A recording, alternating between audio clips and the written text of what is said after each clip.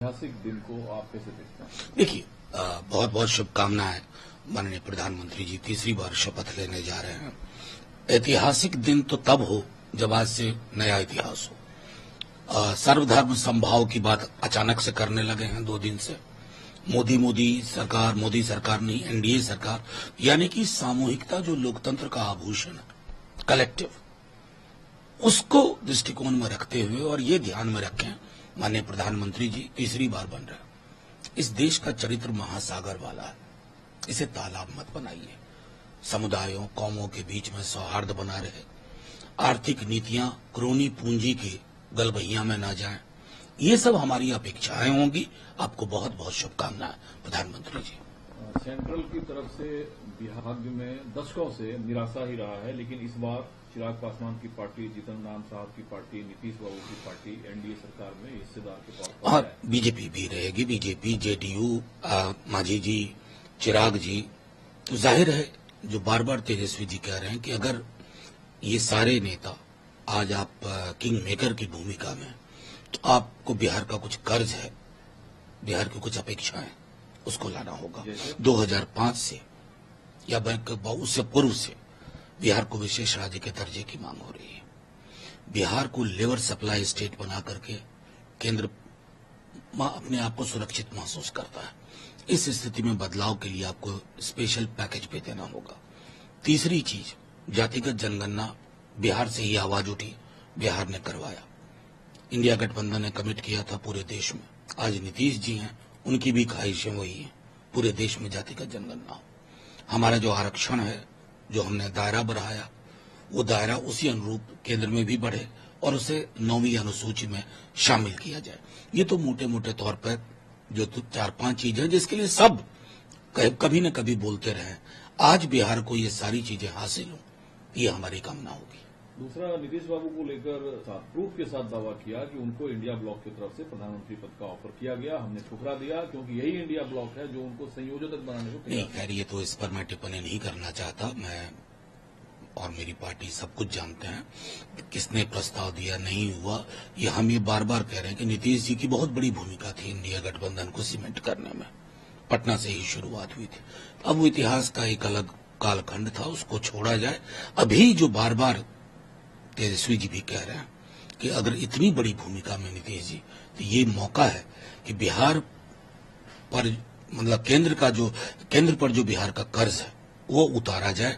किसने प्रस्ताव दिया, नहीं दिया, ठुकरा दिया, स्वीकार किया, ये सारी चीजें राजनीति में ऐसी चीजें होती हैं कि कब क्या बदले, इसको प्रेडिक्ट। सपना रहा है तो देखिए, कोई भी व्यक्ति जो राजनीति में है वो सपना नहीं देखे।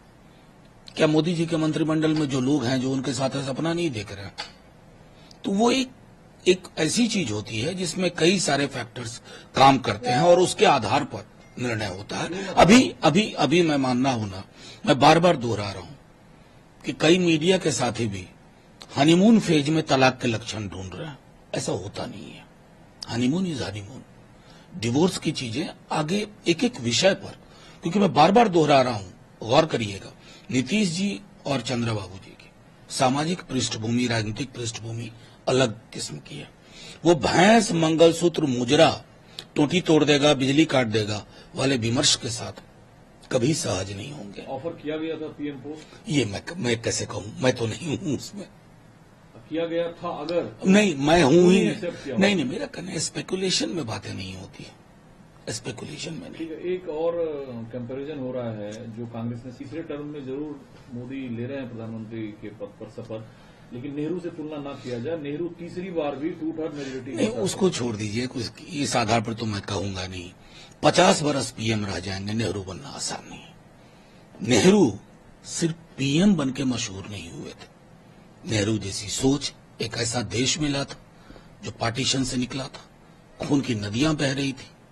पूरी उनकी टीम, सरदार पटेल, आजाद, भीमराव अंबेडकर, बाबा साहब, जितने ये लोग थे, इन्होंने एक ऐसे देश को ग्रहण किया था ना जिसको सजाना संवारना था। इन्हें तो सब कुछ अच्छा मिला। तो ये 50 ने 70 बरस और प्रधानमंत्री रह जाए, नेहरू थोड़ी ही बन पाइएगा। कल जो सोनिया गांधी ने कहा कि वो मिली है अब जब वो संसद भवन में आए तो उन्हें जवाबदेही का आह्वान करना चाहिए। जो विपक्ष के प्रति उनका रवैया रहा, जो विपक्ष को सस्पेंड कर दो, बिल पास करा दो, मैं उम्मीद करती हूं कि उस दायरे से मोदी अब बाहर नहीं, ये उम्मीद हम सबको है। जब वो हमारे संविधान को चूम रहे थे, नमन कर रहे थे, तो ये सारी चीजें रिटॉरिक लगती हैं, सिंबॉलिक लगती हैं। अगर मनसा वाचा कर्मणा में आप संवैधानिक मूल्यों को नहीं उतारते, विपक्ष के लिए किस तरह के शब्दों का आप प्रयोग कर रहे थे?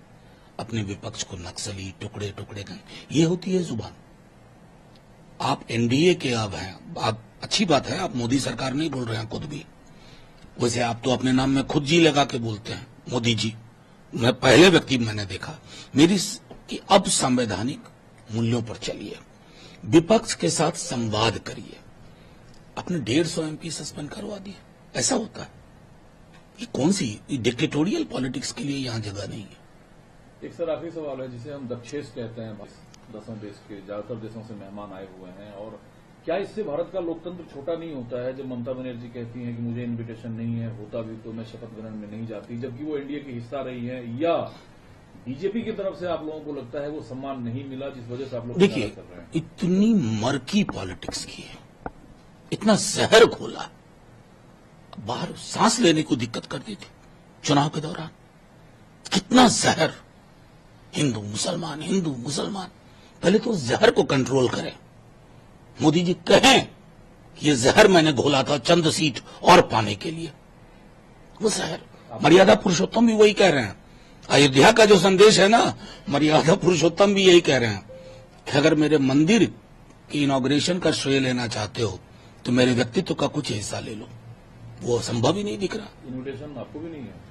अभी तक तो आया नहीं है, लेकिन पूरे विपक्ष की ओर से, इंडिया ब्लॉक की ओर से खड़गे जी जाएंगे, ऐसा सुना है।